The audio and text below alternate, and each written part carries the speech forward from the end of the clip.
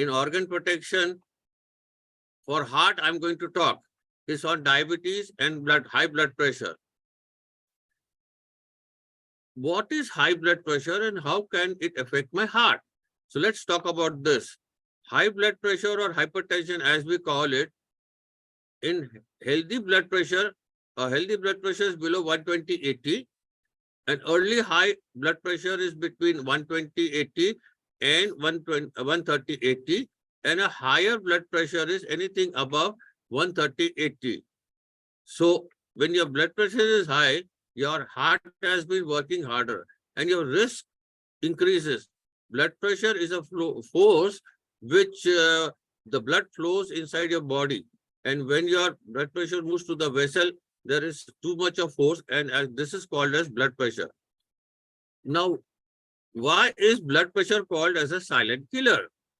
It is usually because blood pressure does not have any symptoms, and most of us are not aware that anything has gone wrong, but the damage is continually occurring inside your body. So how common is high blood pressure in diabetes?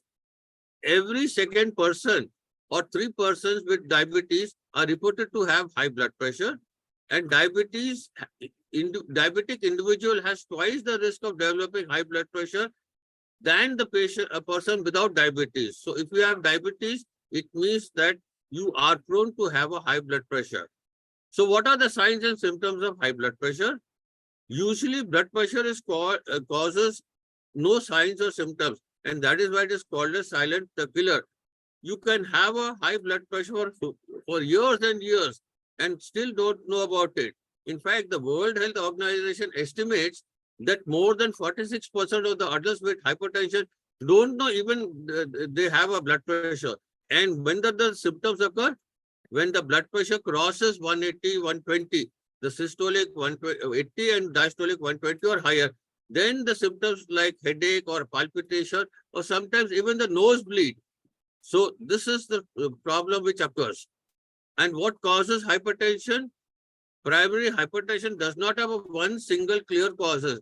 There are usually many factors which come together to cause blood pressure, and these may include unhealthy eating habits. That includes high sodium or namak, what we call in your diet, lack of physical activity, which leads to obviously obesity. And, some of the proven ways to lower the blood pressure which are naturally occurring is you have to keep your weight under control, eat a healthy diet, eat plenty of fruits, vegetables, whole grains, cut down on fats in the dairy, and then you got to cut down on fried foods, fats, cut down on your salt. It should be not more than 1,500 milligrams per day.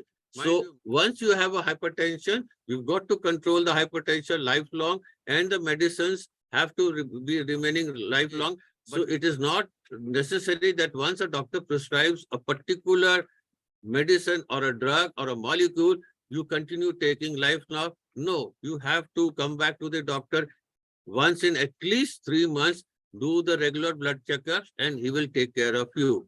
So this is how I would go for an organ protection.